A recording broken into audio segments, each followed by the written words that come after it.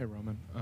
You've been here for 3 years now. I think you've kind of seen a lot in the program. And the past couple of years, it's been these kind of frustrating losses that Coach Loxley talked about at home, Illinois, Purdue, now Michigan State. From your perspective, why are these losses continuously happening to games that, hypothetically you guys should win?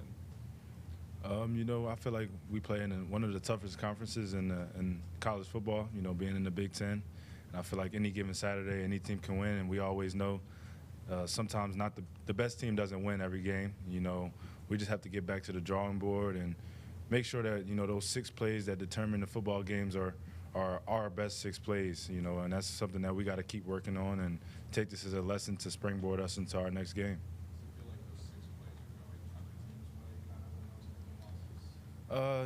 Yeah, it's ebbs and flows in every football game, and you don't know what 6 plays will be the determining factor in those football games. I feel like if we can do a better job creating more explosive plays on offense and limiting them on defense, we'll have what we want in the end. And it's an ever growing thing that we got to keep working. Roman, when a loss like Saturday brings out a lot of the critics who are quick to criticize the program, does that bother you and your teammates? It doesn't bother us at all. When we take the field on Saturdays, we're kind of all we have, all we need at that point in time. When we play on the field, we have each other's backs, and we know that there's adversity that's going to show up, and we have to have each other's backs at all times. So, when the critics say what they have to say or what they want to say, it doesn't really bother us much because, we have an internal driven mindset, and we have a goal that we want to achieve together. Does that include also when they criticize Mike and say, maybe we need a new coach? Yeah, he's as tough as they come as well from the top, and that's a reflection of how we are, all the way down to everybody in our building. There's always going to be critics, and we feel like that's what comes with the sport. So, him taking it on and doing what he does to be a tremendous leader to us, it's what we do as well to, kind of pay it forward and, keep our heads on straight throughout everything that goes on throughout the season. Jumped in late, Roman. Defensively, what does UVA do to deny teams? What are kind of some of the concerns for you guys? Anytime you play a team like that, it's an Old Town rivalry game. They're going to be very juiced up as well as we are. I feel like they have a really good defense. They have some good players up front. So far, I've seen a lot of their defensive linemen and their linebackers step up, and they're jumping off the film. To me, just being a running back, and that's some people that I have to account for throughout the game. So I feel like it's going to be definitely a good battle for us. It'll help us to see where we are and what we need to keep working on. And I'm excited for the challenge. And to follow up, Jonas Sanker, one of their safeties, makes a ton of plays. What is it about and a couple of their safeties have made sacks too. What is it about their defensive backfield that kind of does things? I think they're just all very clued into what they have going on. I feel like they don't have too many calls, which helps them to play fast, play aggressive, and they're a team that's definitely going to be where they're supposed to be. They don't make a lot of mistakes, so I think that helps them out when it comes to those people in the back end making plays and things like that. They're just, they have noses for the football, and they're in the right positions at every given time. Finally, you guys don't play UVA every year, but you played them last year. They are the closest, Power 4 school in location. And Maryland, Virginia, the Potomac, what does this rivalry mean to you? Being a kid from the DMV area, it means a lot to me just to be able to play some other local talent.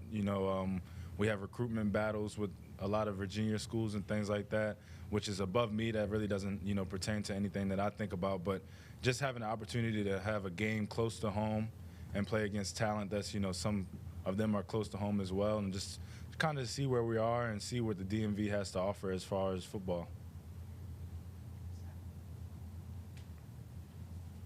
Speaking of the DMV, Roman, obviously you're from the area. Coach Loxley is too. I want you to kind of give me a story, whether it's from the recruiting process or over your 3 years, where you think that kind of embodies your and Coach Loxley's relationship. Anything stand out of, a good anecdote, anything like that? We've had a lot of encounters and conversations and things like that where I could say is the big catalyst or the big shocker or things that kind of show our relationship. I would say it kind of came to me the first thing that came to my mind was when I was in the recruitment process. Actually, I remember one day he had called me on the phone. We were talking, and he just showed me his backyard, and he's like, "Look, this is home at home." And I'm like, man, it's amazing to just see, the stuff that he's been through and what he's been able to do with, his opportunities and things like that. And being a homegrown kid and a homegrown person he is, it's like, if you can do something like that at home, what's the need to go somewhere else to kind of make it happen? And, our relationship has grown through that, and it's been growing over the years. And I feel like we have a great relationship where I can, come to him with anything. And, he definitely gives me great advice when I need it. And he always helps me to, put my best foot forward with the game of football.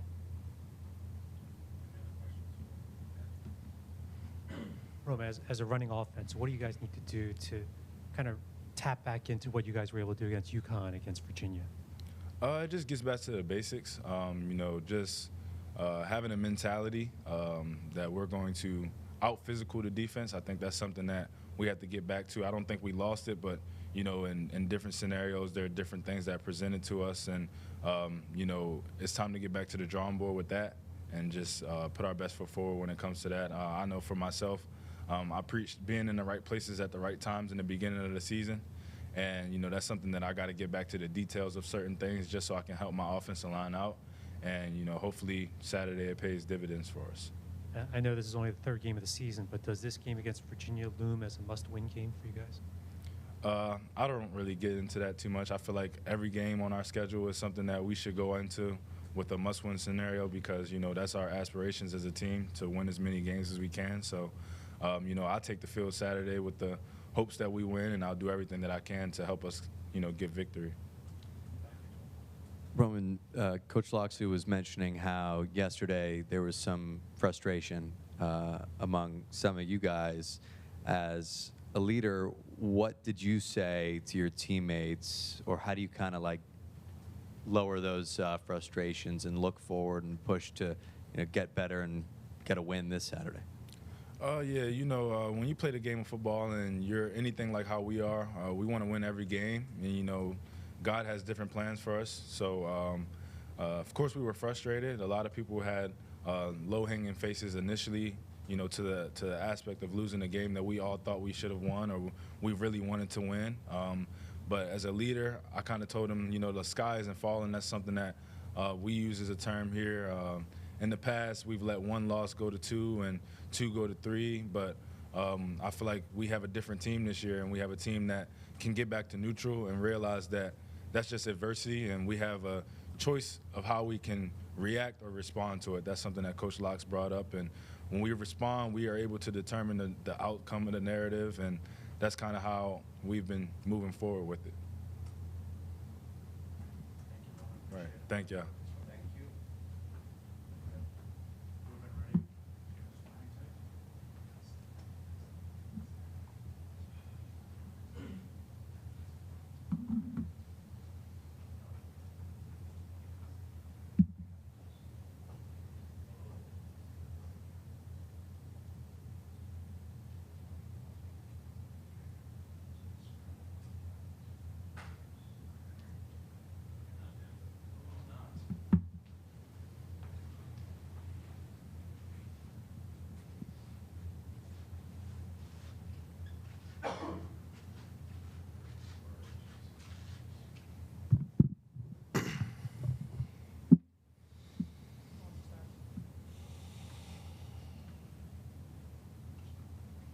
Ruben, first off, looking at UVA, what they do, especially from a passing game standpoint, what kind of things do they do that put pressure on a defense like the ones you guys have? A lot of play action. I think they do a great job at using their quarterback and moving him off the spot to make throws. Their quarterback does a great job at extending plays. He has a great ability to run and get outside the pocket. I know he led their team in rushing a year ago, but it wasn't off of any design runs. It was like him just taking off and making something happen. So just got to be aware of that. In today's day and age where guys are here 1 year and then not another year, how good is it for you guys to have faced Calandria last year and have not just have tape on him, but have tape on, and have the experience of going up against him? It's always good to have experience or to have tape on somebody you went against last year. You know, I mean, he's a great player, and you know we have the utmost respect for him and their offense and their scheme. So we're just preparing to we're preparing for a hard-fought game, and we're preparing for a great atmosphere in Charlottesville. Hey, Ruben, just kind of building off that, I guess just obviously playing him last year, do you feel like you've seen any growth kind of from 2023 to 2024 from him? And then obviously with that familiarity, what do you feel like the front seven needs to do to contain him? Yeah, I mean, he was a freshman quarterback last year, so obviously there's some frantic, you know, things that come with that, but he's been there a year, and obviously there's been some growth there. There's been some comfortability that's been there, so I mean, if you ask me if he's gotten better, I'd say yeah, because, you know, he's been in the system, you know, for a year now, so, you know, he's comfortable.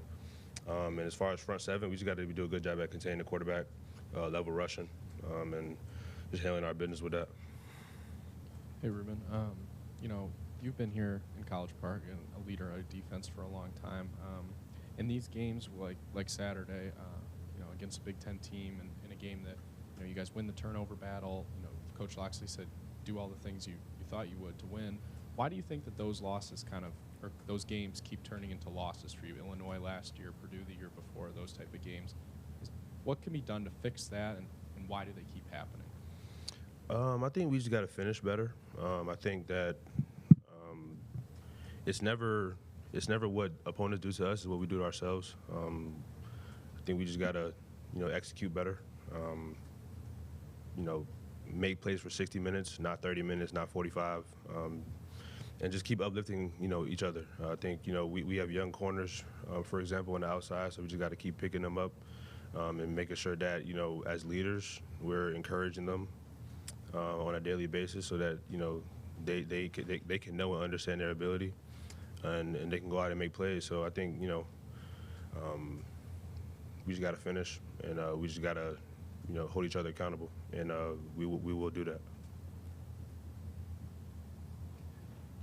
Ruben, after Saturday's game, you know, on social media, a lot of fans were saying this is the same old Maryland team. When you hear that, does that bother you, upset you?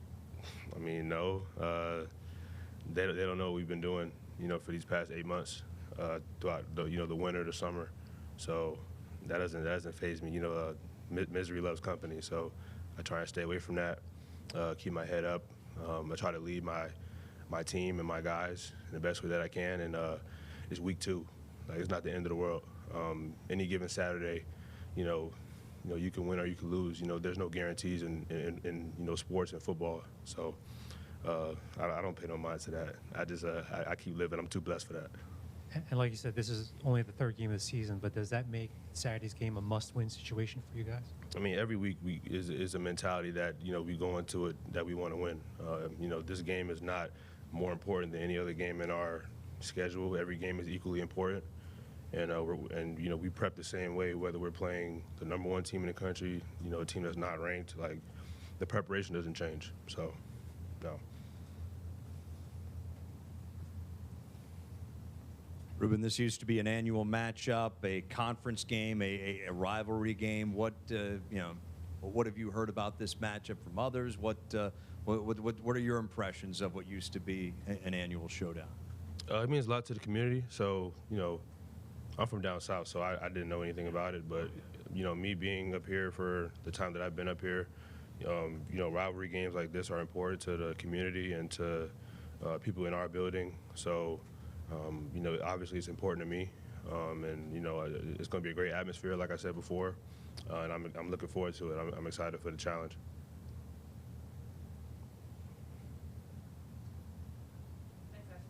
Thank you.